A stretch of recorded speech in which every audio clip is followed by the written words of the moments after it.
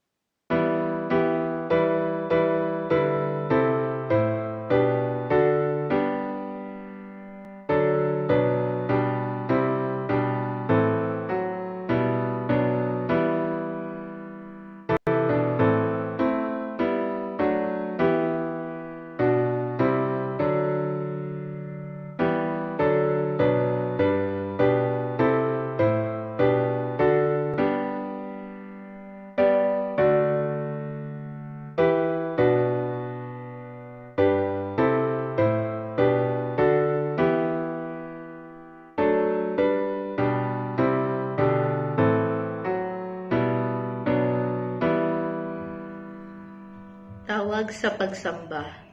Sa iyo, Yahweh, dalangin ko'y ipinapaabot. Sa iyo, O Diyos, ako'y tiwalang lubos.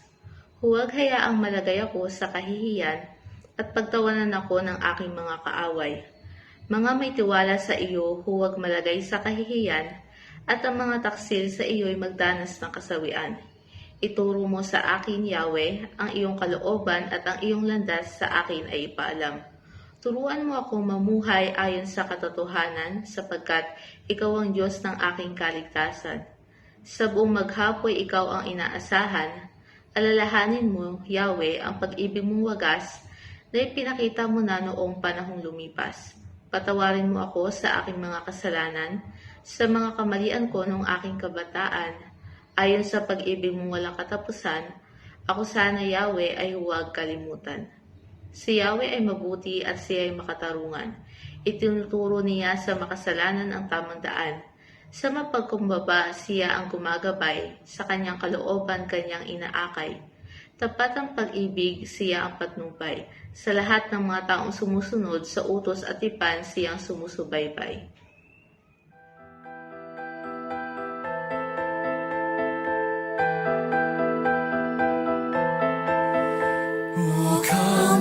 Come Emmanuel, and ransom captive Israel that mourns in lonely exile here until the Son of God appear.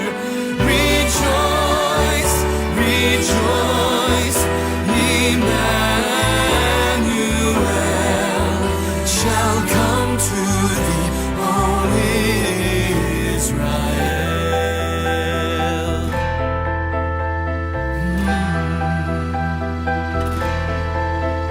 Oh, come now, day spring, come and cheer our spirits by thine hand.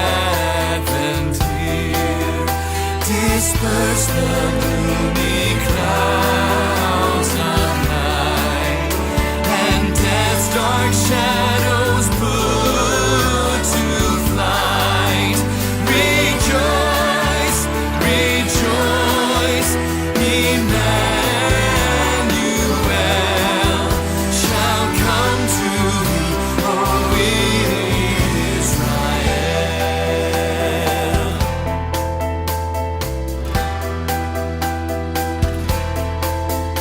Oh, come thou wisdom from on high, and order all things far and nigh. To us the path of knowledge show, and teach us in her ways to go. Rejoice, rejoice, Emmanuel shall come to thee, O Israel.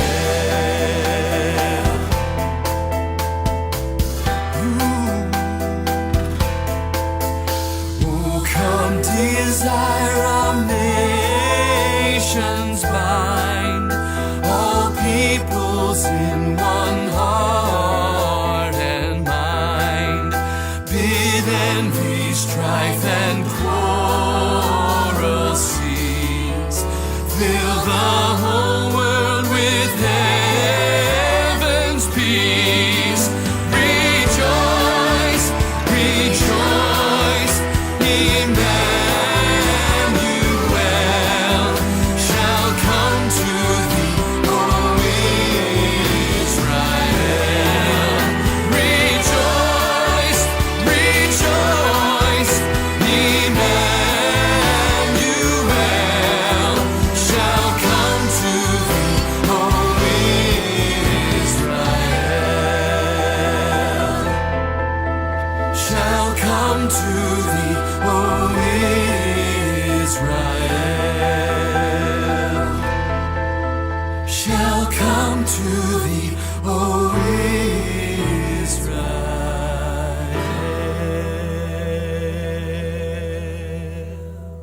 O dakilang Diyos, Ama naming banal, ang kautusan at kagandahang loob ninyo ay bumuhos at dumaloy sa amin at kami ay nagagalak. Kami ay nakikiisa sa mga kalipunan ng mga banal sa langit at dito sa lupa upang magbigay sa inyo ng papuri at pasasalamat. Kayo po, O Diyos Ama, ang nagkakaloob ng lahat ng aming mga pangangailangan, maging ang daan upang kami ay maligtas sa pamamagitan ng inyong anak na si Hesukristo. Nang ihayag po ninyo ang inyong mga panukala at hindi naaayon sa aming gusto, ito ay aming hindi tinanggap. Kaawaan at kahabagan ninyo kami, O Diyos. Tulungan po ninyo kami na makawala sa tanikala ng kasalanan at nang kami ay maging karapat-dapat na tumayo sa inyong banal na harapan. Maraming salamat po, O Diyos. Ito ang aming dalangin sa ngalan ng Panginoong Hesukristo. Amen. Mga kapatid, dumako po tayo sa panahon po ng ating pagsisisi at paghingi ng kapatawaran sa ating mga nagawang kasalanan. Mga kapatid, tayo ay lumapit sa trono ng kahabagan ng ating Panginoong Diyos at tayo ay magpasiyasat sa Kanya. Gawin na rin natin ang ating pagninilay-nilay sa mga nagawang kasalanan sa Diyos. Tayo ay magpakumbaba at hilingin natin ang biyaya ng Kanyang pagpapatawad at paglilinis ng ating mga kasalanan.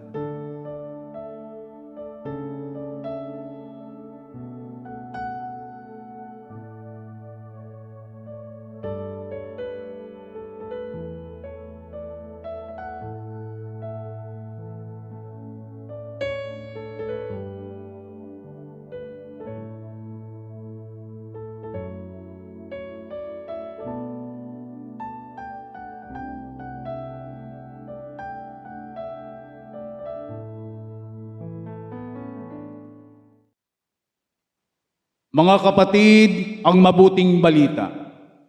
Pinatawad na tayo ng Diyos at pinalaya mula sa pagkakaalipin natin sa kasalanan sa ating pakikisa kay Kristo.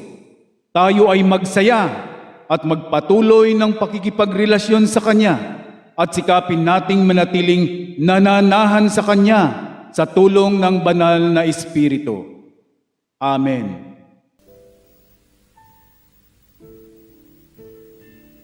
Payapa nagmumula sa inyo.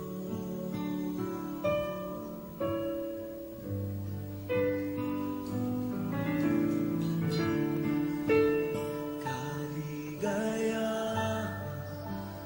na kami sa piling nyo.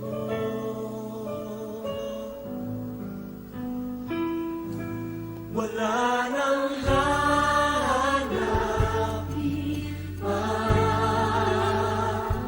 wala nang nanangisip pa, kundi mamalagi sa piling nyo, aking Ama.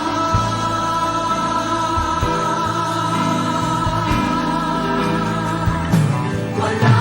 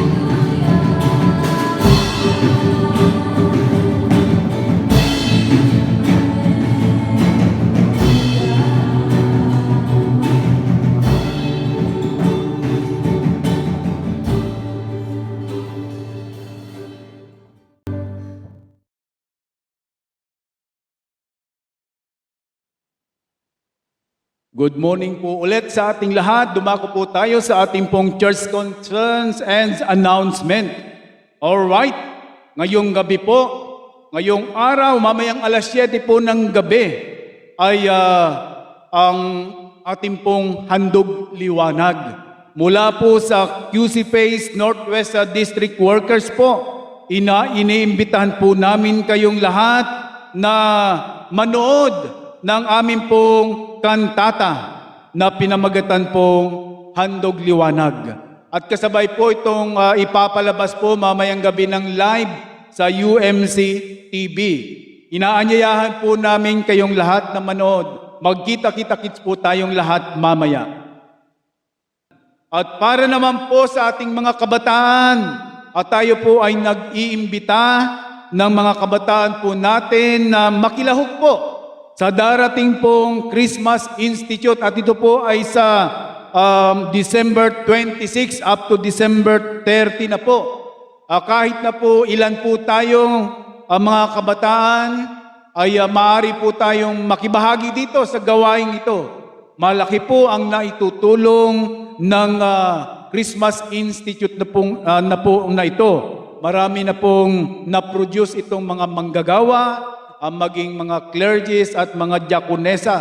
At malay po ninyo, kayo po ang isa doon na inaantay po natin na mapoproduce po ng Christmas Institute na ito. Hindi lamang po yun. Ito po ay malaking bahagi po sa pagpapatuloy na paghubog ng kaisipan po ng bawat kabataan po natin. Kaya po, ini-invite ko po ang lahat ng ating po mga kabataan na maki-join, makibahagi po sa darating na Christmas Institute. Maraming salamat po. At muli ay ating pong batiin ang lahat po ng ating mga kapatid na nagdiwang ng kanila pong kaarawan ngayong buwan po ng Nobyembre. Sina kapatid na Mark Edric Camacho, Elaine Imas, Arvin De La Rosa, Nancy Amparado, Mami Perlita Paraiso. Ganon din po sina Andre Camacho, si Kuya Edgar Nabal, Felix De La Cruz, at ang ating pong liturgist na si kapatid na Luna Rose Imas. Maraming salamat po sa ating lahat at awitan po natin sila ng happy birthday song pong muli.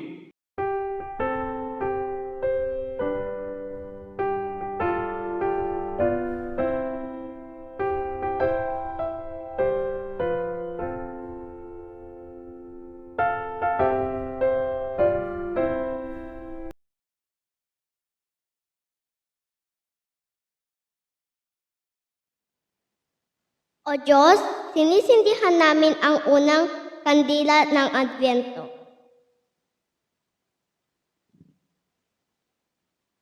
Sinisindihan namin ito na may pag-asa. Kami ay nananabik sa iyong pagdating sa daigdig namin upang pumasok na pilit at maghari ang kahabagan, katarungan at kapayapaan.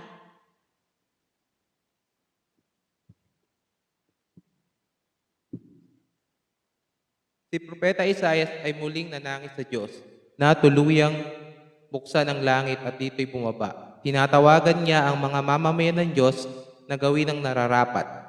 Nananawagan si Propeta Isaias sa kanila na maging bagong hinugis na luwad ng Diyos na magpapalayok. Ngayong Adbyento, kami ay tumatawag sa Diyos. Makapangyarihang Diyos na siyang nag-ingat sa aming lahat para sa iyo. Kami ay humingi ng iyong habag at baguhin din kami ayon sa inyong wangis. Ngayong Adbyento, dalawin nawa kami ng inyong katarungan, pag-ibig at kapayapaan. Amen. Lumiwanag ka sa amin, O Diyos ng katarungan. Patnubayan ang aming landas namin sa dilim ng gabi. Manatili sa amin ang kaluwalhatiang karunungan. Pumarito kami sa amin, O Kristong maliwanag. Pag-asa mula sa iyo'y hatin mo sa amin.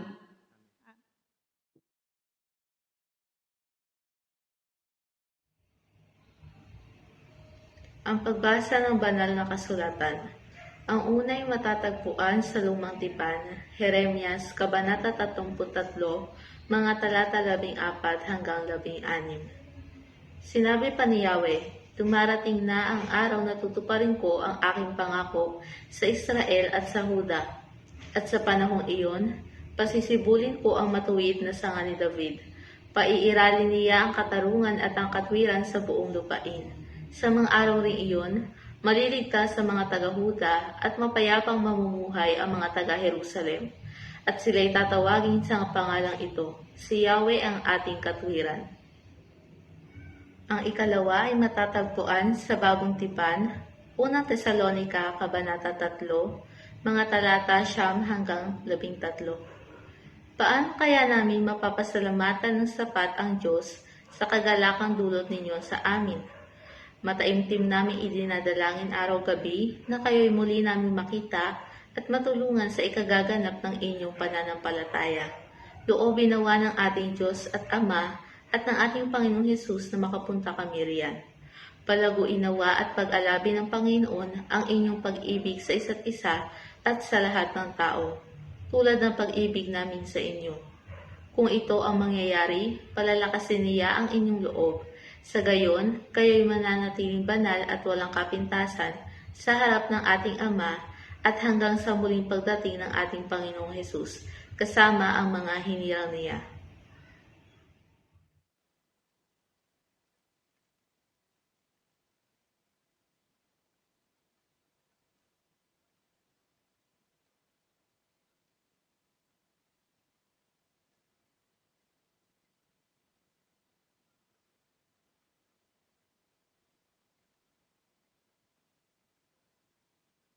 Magsitayo po tayong lahat bilang pagbibigay galang sa pagbasa po ng ating Ibanghelyo.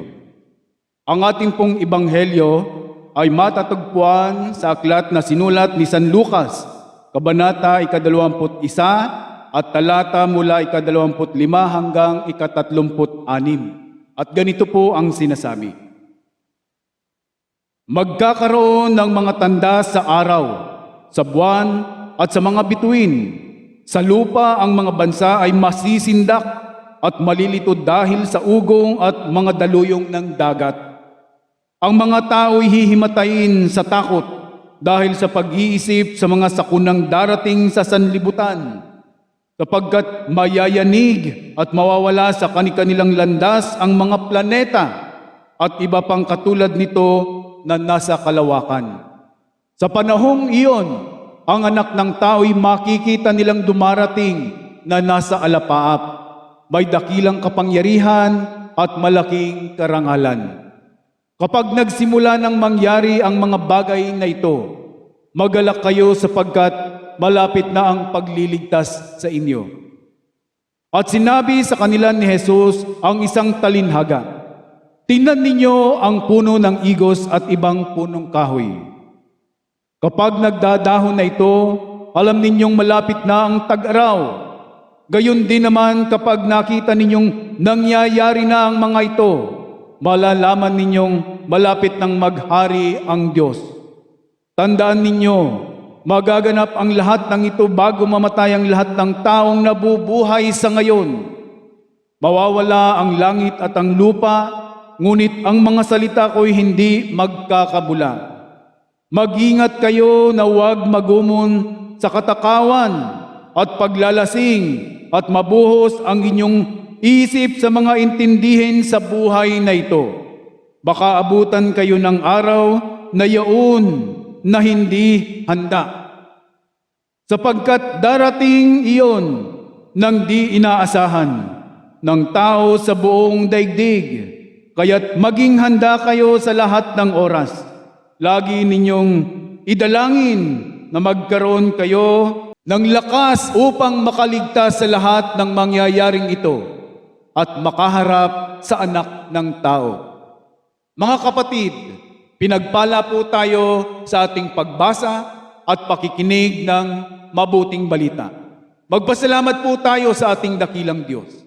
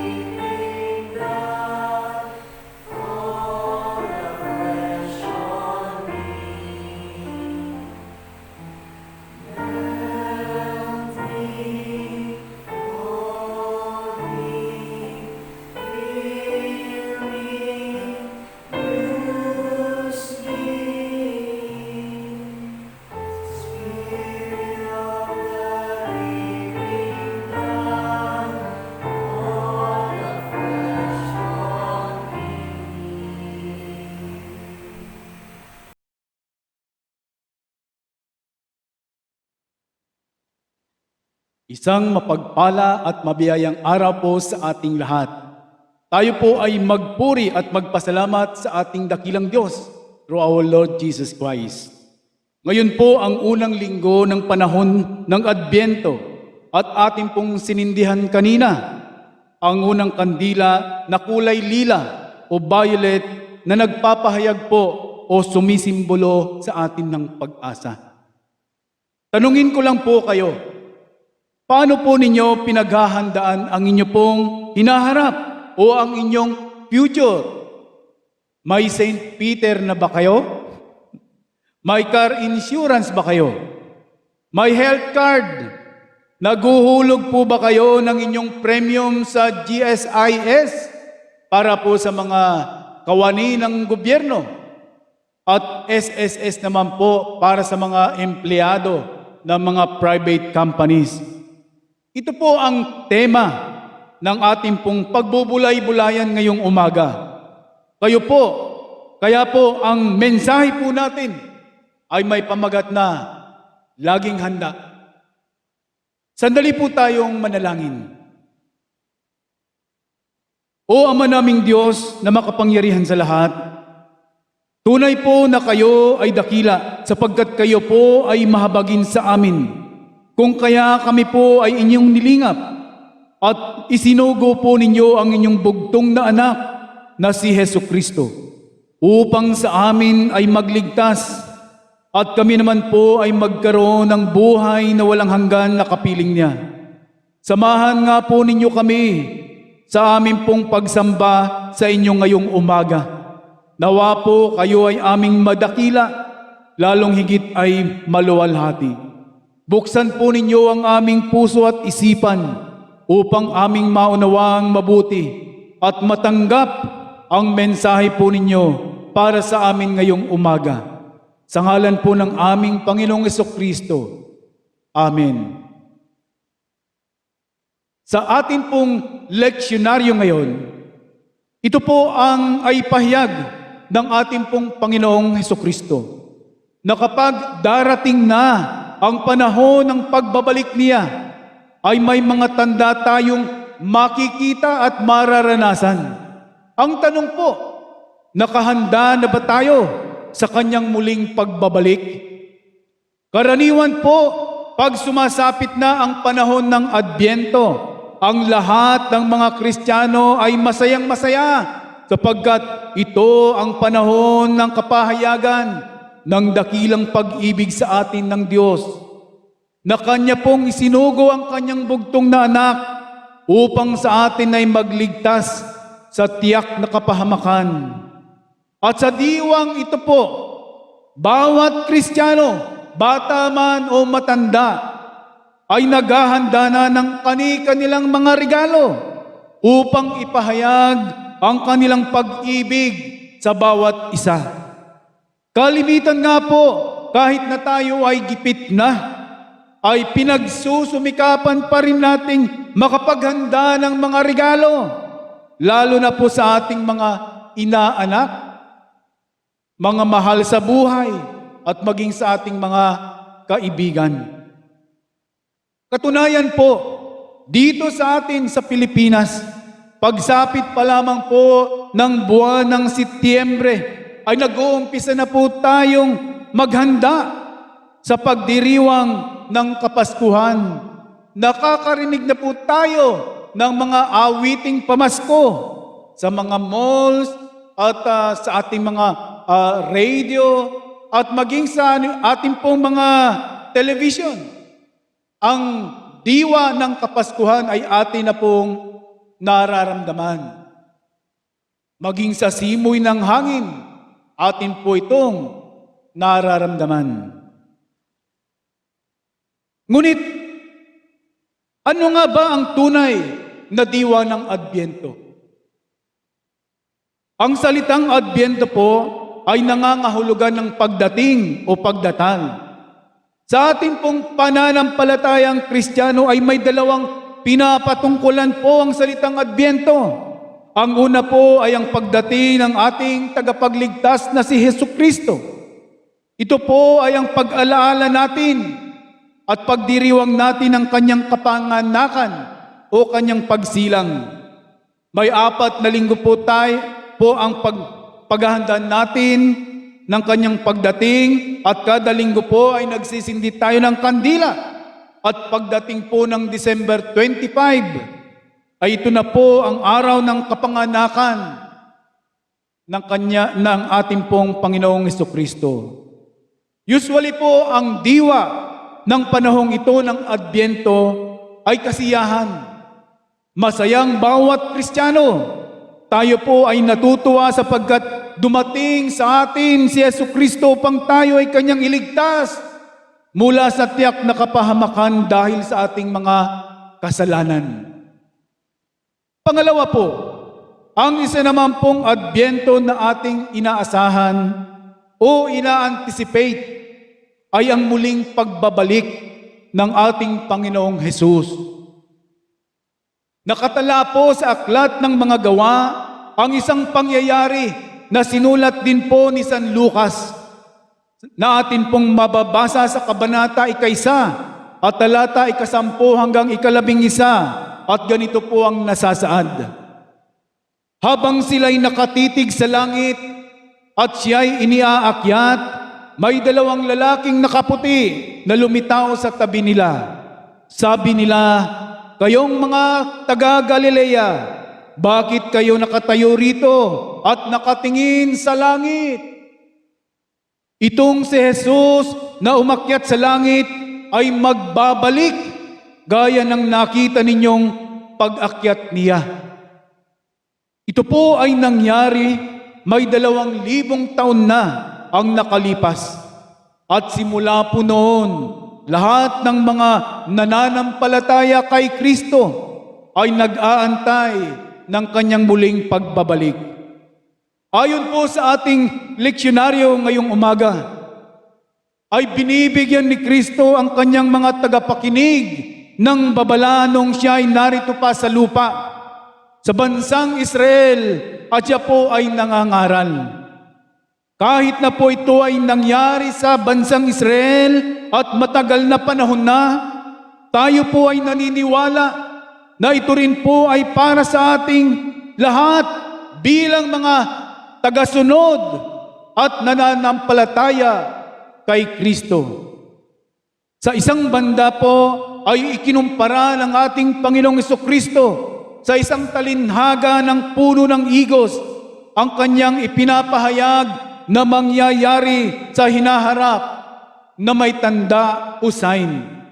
Ang sabi po niya, tulad daw ng puno ng igos, kapag ito ay nagdadahon na, ito ay nagpapahayag na malapit na ang panahon ng tag-araw. Gayon din naman po, ang inaasahan nating muling pagbabalik niya ay may tanda din po. Sinabi ng Panginoong Hesukristo, magkakaroon ng mga palatandaan sa araw, sa buwan, at sa mga bituin.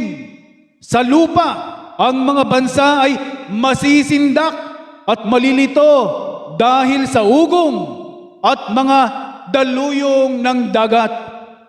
Ang mga tao'y hihimatayin sa takot dahil sa pag-iisip sa mga kapahamakang darating sa sanlibutan, sapagkat mayayanig ang mga kapangyarihan sa langit. Sa panahong iyon, makikita nila ang anak ng taong dumarating na nasa alapaap at may kapangyarihan at dakilang karangalan. Kapag nagsimula ng mangyari ang mga ito, tumayo kayo at tumingala sapagkat malapit na ang pagliligtas sa inyo. Ano po ang ibig sabihin nito sa atin? Ang sabi ng Panginoong Hesus, pag dumating ang panahong iyon, ang lahat ng tao sa mundo na nabubuhay ay mararanasan ang mga mangyayaring iyon. Kaya po ang babala niya sa lahat na mga mananampalataya ay maging laging handa po tayo.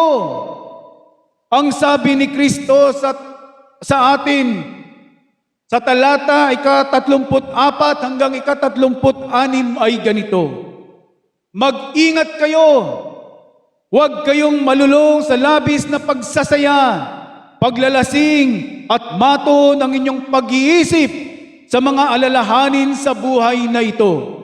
Kung hindi ay bigla kayong aabutan ng araw na yaon o na iyon tulad ng isang bitag, sapagkat darating ang araw na iyon sa lahat ng tao sa ibabaw ng lupa.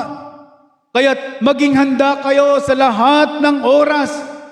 Lagi ninyong idalangin na magkaroon kayo ng kalakasan upang malampasan ninyo ang lahat ng mangyayaring ito at makatayo kayo sa harap ng anak ng tao. Ayon po sa sinabi ng ating Panginoong Hesukristo, sa pamamagitan ng talinhaga ng mga tupa at kambing na sinulat po ni San Mateo na ating pong mababasa sa kabanata ika-25 at kabanata ika-25 ay darating po ang anak ng tao, ang ating Panginoong Hesukristo bilang hari ng mga hari at bilang isang hukom. At kanya pong ihihiwalay ang mga tupa sa mga kambing, ang mga mabubuti sa mga hindi mabubuti. Ihihiwalay po ng Panginoong Hesukristo ang mga tupa sa kambing.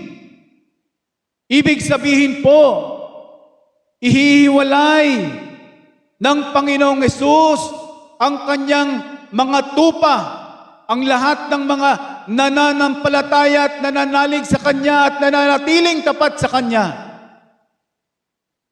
mula sa mga hindi nananalig sa Kanya. Magkakaroon ng buhay na walang hanggan sa piling ng Diyos ang mga mabuti at matutuwid, samantalang ang hindi mabuti ay itataboy niya sa kaparusahang walang hanggan. Doon po sa lawa ng kumukulong apoy. Ang tanong po natin sa simula ay, nakahanda ka na ba sa kanyang muling pagbabalik? Napag-isipan mo na bang mabuti kung ano ang iyong gagawin?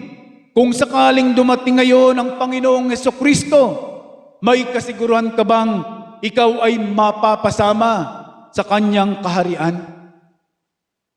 Tunay po na walang nakakaalam sa muling pagbabalik ng ating Panginoong Hesukristo, kundi tanging ang Diyos Ama lamang na nasa langit. Ngunit lagi pong mainam, mas mainam na lagi pong tayo ay maging handa. Nais ko pong ibahagi sa atin, sa inyo mga kapatid ko, ang ilang mga tips kung paano tayo magiging laging handa.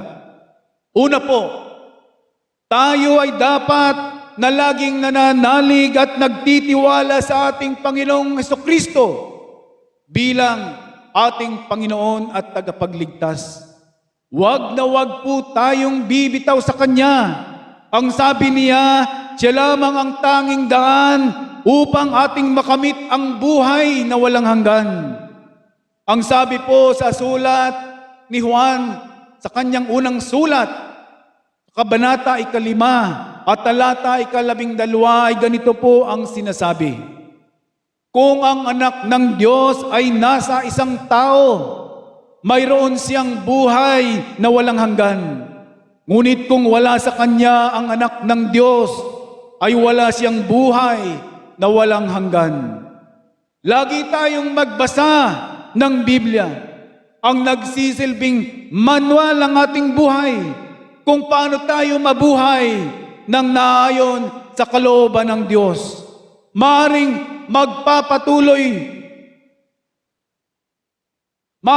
sa pagpapatuloy ng ating pakikibaka sa hamon ng buhay, tayo po ay makararanas ng mga matitinding pagsubok, gaya po ng ating nararanasan ngayon na pandemya. Subalit, tapat po ang ating Panginoong Hesus sa kanyang mga pangako na hindi niya tayo kailanman iiwan. Ang sabi po niya sa aklat ni Juan, Kabanata 16 at talata 33 ay ganito, Sinabi ko ito sa inyo upang sa inyong pakikipag-isa sa akin ay magkaroon kayo ng kapayapaan.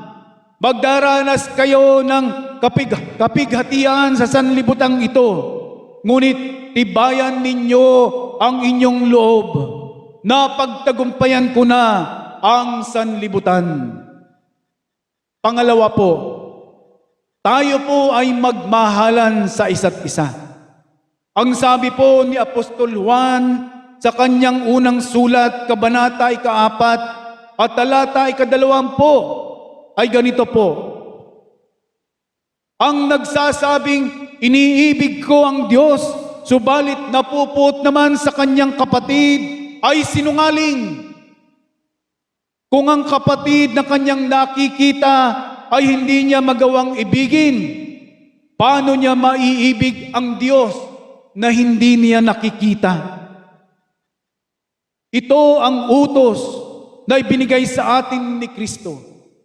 Ang umiibig sa Diyos ay dapat ding umibig sa kanyang mga kapatid. Ang sabi ni Jesus sa aklat ni Mateo, Kabanata 25, talata 4 ay ganito. Tandaan ninyo, nang gawin ninyo ito sa pinakahamak na mga kapatid kong ito, sa akin ninyo ito ginawa. Ganon din po sa talata 45 ay sinabi niyang ganito, Tandaan ninyo, nang pagkaitan ninyo ng tulong ang isa sa pinakahamak sa mga ito, ako ang pinagkaitan ninyo. Noong dumalaw po ang isang misyonaryo sa lugar ni Mother Teresa sa India, ay tinanong po siya nito ng ganito, Mother Teresa, ano ang nagbibigay sa inyo ng inspirasyon at lakas upang makapagpatuloy sa inyong mga ginagawa sa pagtulong sa mga taong mahihirap dito sa India? At kayo'y hindi napapagod at nagsasawa? Ang sagot po ni Mother Teresa, ay si Jesus. Every time we go out, we look for Jesus and we see Him everywhere. Nung bago po magkaroon ng pandemic, ang isipan po ng mga tao ay kung saan pupunta mag-party, manood ng mga laro, basketball, football, soccer at iba pa. Manood ng sine, ng mga concert, mas inuuna pa nila ang mga ganong bagay kaysa magsimba. At kung nasa simbahan naman, marami ang walang inatupag, kundi ang kalikuti ng kanilang mga cellphone at tingnan ang mga feeds ng kanilang FB account.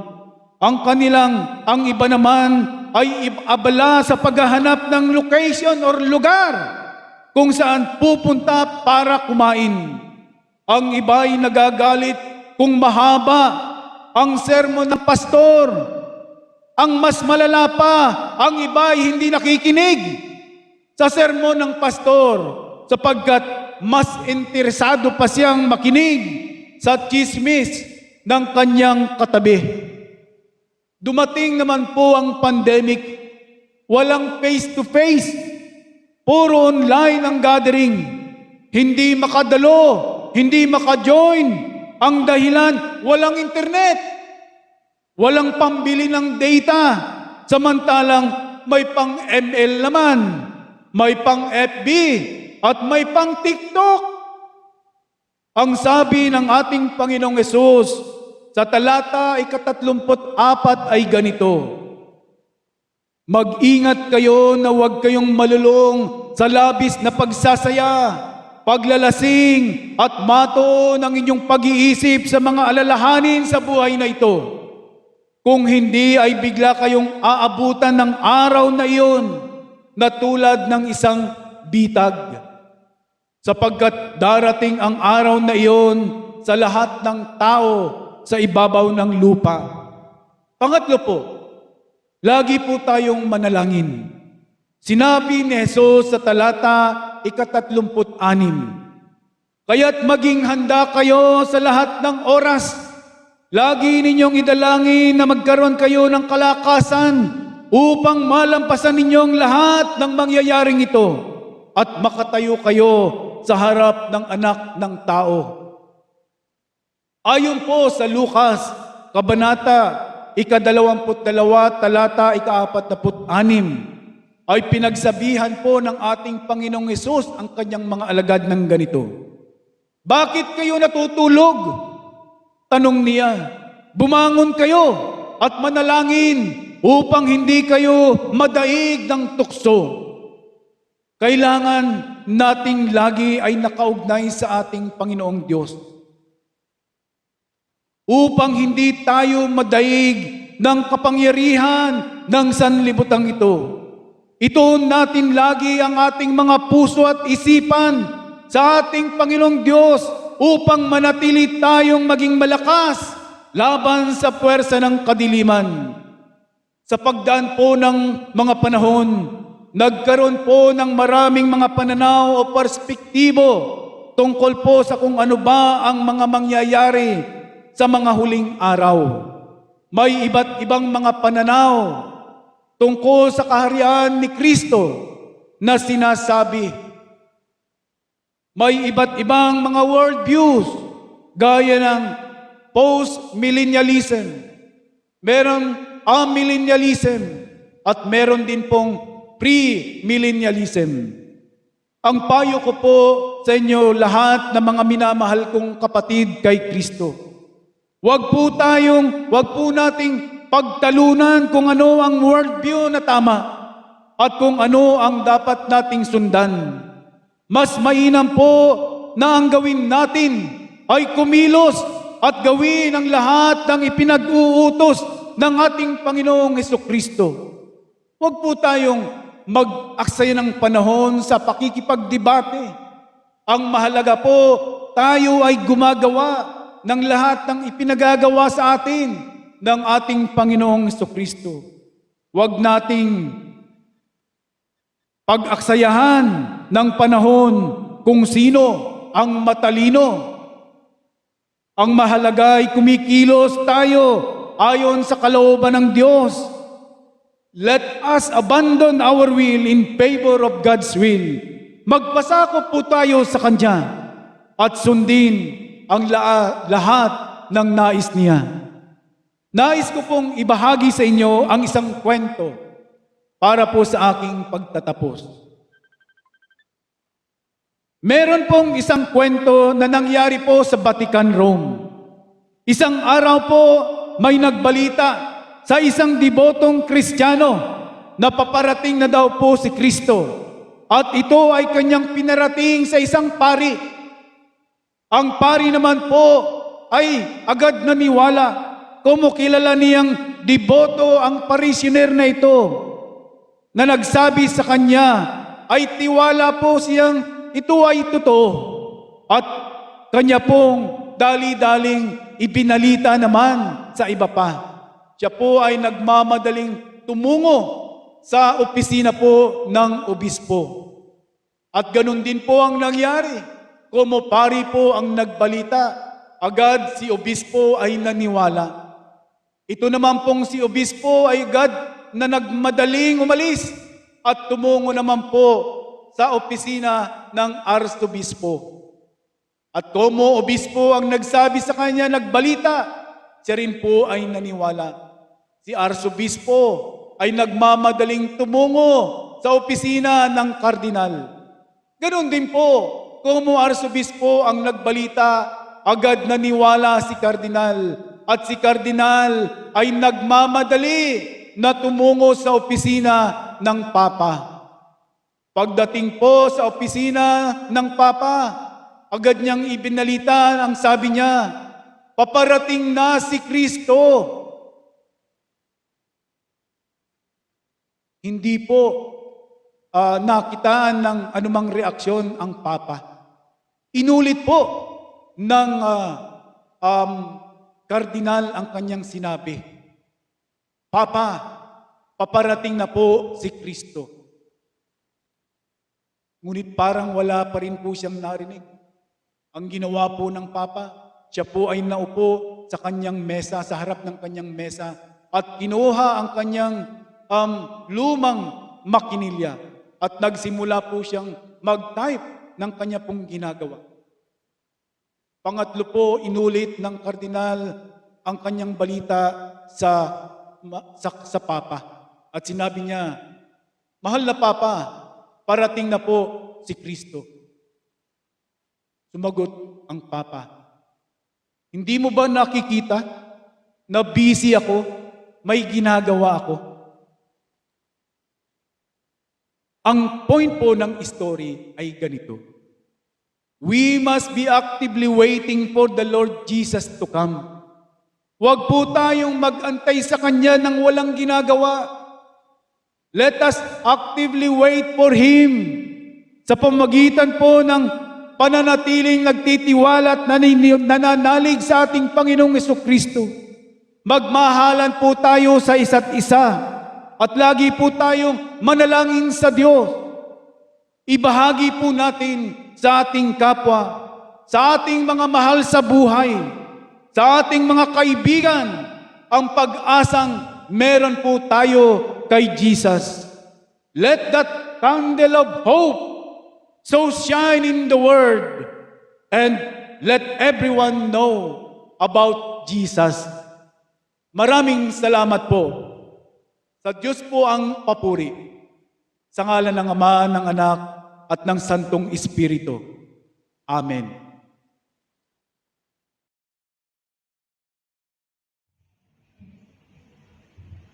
Ang pagkakaloob ng mga ikapu, pangako at pasasalamat sa Diyos.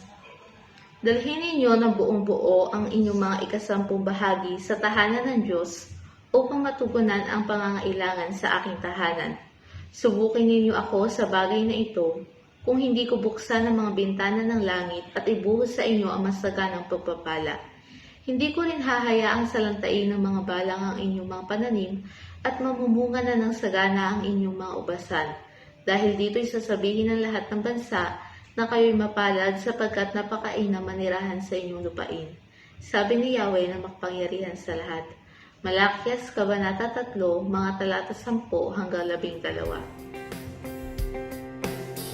I come before you today. There's just one thing that I want to say. Thank you, Lord. Thank you, Lord, for all you've given to me, for all the blessings that I cannot see. Thank you. Thank you, Lord. Thank you, Lord. With a grateful heart, with a song of praise, with an outstretched arm, I will bless your name and thank you, Lord. I just want to thank you, Lord. Thank you, Lord. Well, I just want to thank you, Lord. Thank you, Lord.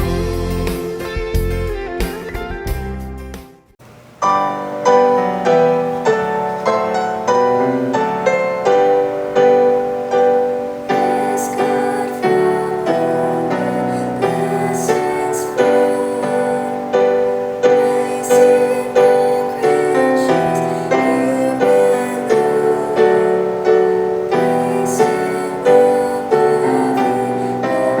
and earth. His Father, Son, and Holy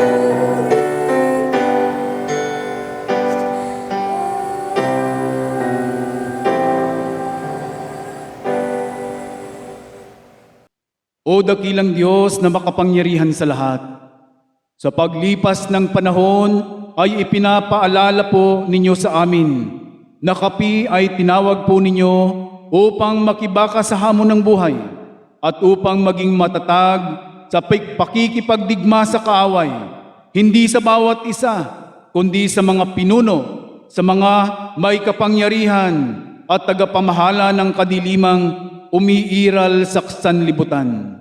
Sa digmaang aming nararanasan, ay marami sa aming mga kapatid ang natutulog na kumakalam ang sikmura at nagiging sanhi ng kanilang pagkakasakit.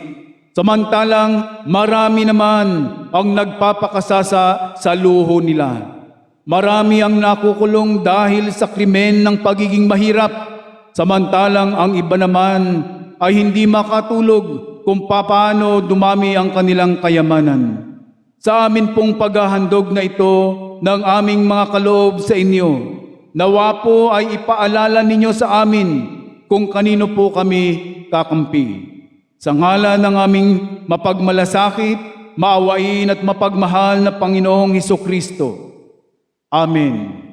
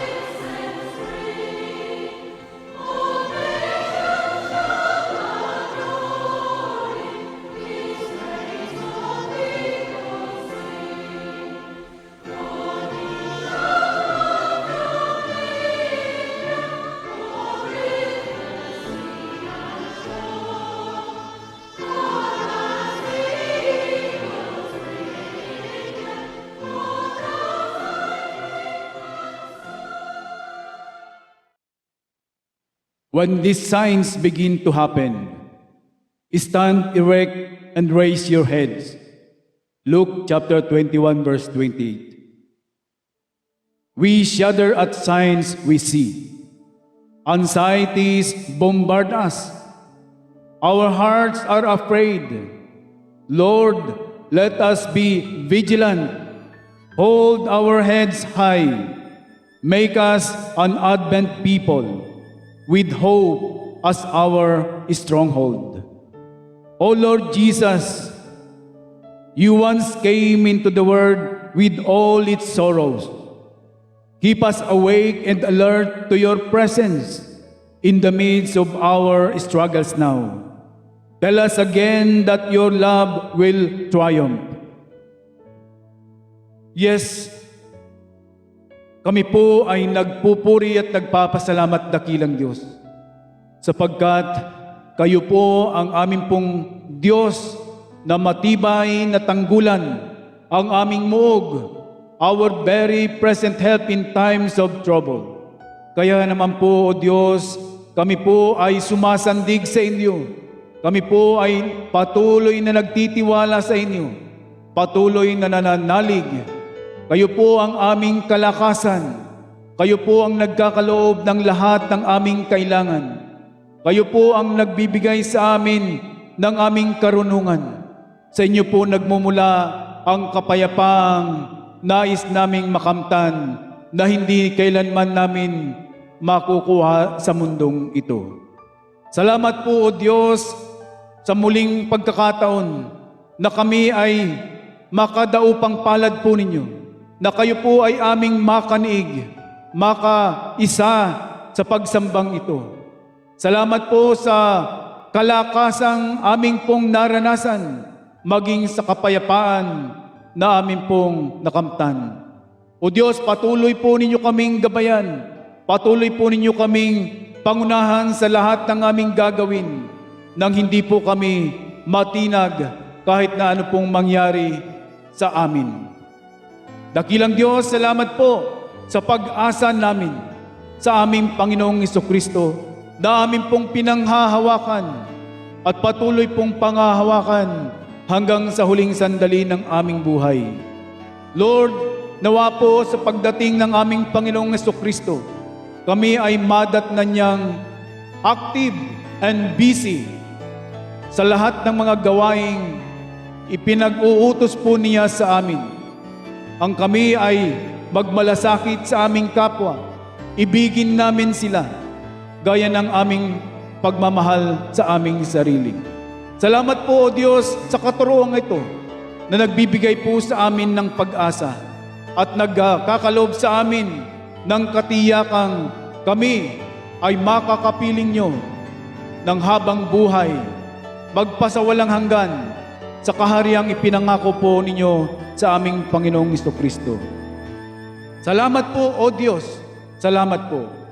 Muli ay idinadalangin namin po ang aming pong mga kapatid na patuloy pong nakakaranas ng mga pasakit sa buhay. Ang mga kapatid po naming patuloy pong dumadanas ng mga karamdaman at mga kapighatian, maging ng kalungkutan. Especially po, Lord, itinataas namin sa inyong banal na ngalan ang aming pong mga kapatid na ngayon po ay nasa banig ng karamdaman. Sina Mami Pearl Paraiso, Kuya Robert Paraiso, Ate Marilyn Kabariban, si Ate Leonie Rayo, at maging ang kapatid po naming si Gael Budoy. Patuloy po ang aming pong panalangin para sa kanila, O Diyos, sapagkat kami po ay nagtitiwala na darating ang araw, panahon na kanila pong mararanasan ang pagpapapala po ng pagpapagaling ninyo sa kanila. Alam po namin, O Diyos, na kayo'y may plano sa buhay ng bawat isa. Kaya po, turuan po ninyo kaming maghintay ng tamang panahon ayon sa inyo pong kalooban. Patuloy din po naming idinadalangin ng aming pong mga frontliners, O God, na patuloy pong nagsasakripisyo ng kanilang buhay. Patuloy pong hindi nila alintana ang panganib na kanila pong sinusuong. Mapagsilbihan at mapaglingkuran lamang ang aming mga kapatid, lalo na ang mga may sakit. Lord, dalangin namin na nawa ay magkaroon na ng mga proteksyon ng bakuna ang bawat isa. Nang sa ganun po, ay hindi lang po maging ligtas, kundi maging malusog po ang bawat isa at magpatuloy na kumilos para po sa pagpapalaganap ng inyo pong kaharian dito sa lupa. Dinadalangin din po namin, O Diyos, ang aming pong mga pinuno ng aming bansa. Patuloy po ninyo silang kalingain, gabayan at pangunahan, pagkalooban ng karunungan at pusong tapat na maglingkod sa aming kapwa. Nawa kayo po ay kanilang maging sandigan ng katotohanan at sila po ay magkaroon ng pusong tapat na maglingkod sa bayan. Dalangin din po namin ang lahat ng amin pong mga manggagawa.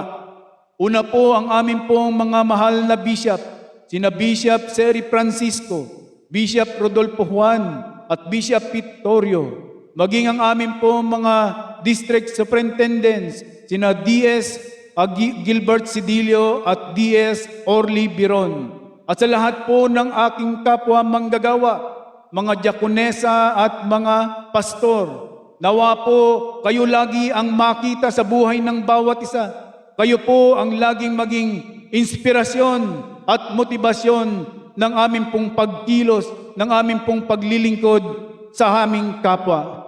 Nawa po kayo ay laging madakila, amin pong mabigyan ng papuri, lalong higit ng kaluwalhatian. Salamat po, O Diyos, sa pribilehyo at karangalang makapaglingkod sa inyo at sa aming kapwa. Sa ngalan po ng aming Panginoong Hesukristo, ito po ang aming dalangin. Amen at amen. At ngayon po ay tanggapin natin ang pagpapala ng ating dakilang Diyos. Humayo kayo at ibahagi sa lahat ang mabuting balita ng pag-asa at kaligtasan kay Kristo. Maging alerto kayo at manalangin sa lahat ng pagkakataon. Pagkalooban nawa kayo ng kalakasan upang maging matatag sa lahat ng pagsubok na inyong kakaharapin. Nawa ang katotohanan at ang katwiran ng Diyos Ama ay laging sumainyo. Nawa ang pakikisa ng Panginoong Hesukristo na nagbibigay buhay ay lagi ninyong yakap. Nawa ang banal na Espiritu na nagbibigay ng lakas, ng direksyon, ng gabay at karunungan ay laging kapisan ninyo. Humayo kayo na taglay ang mabukal na pag-ibig mula sa pusong dalisay, malinis na budhi at tapat na pananampalataya sa Diyos. Sa ngalan ng Ama, ng Anak at ng Santong Espiritu. Amen at amen.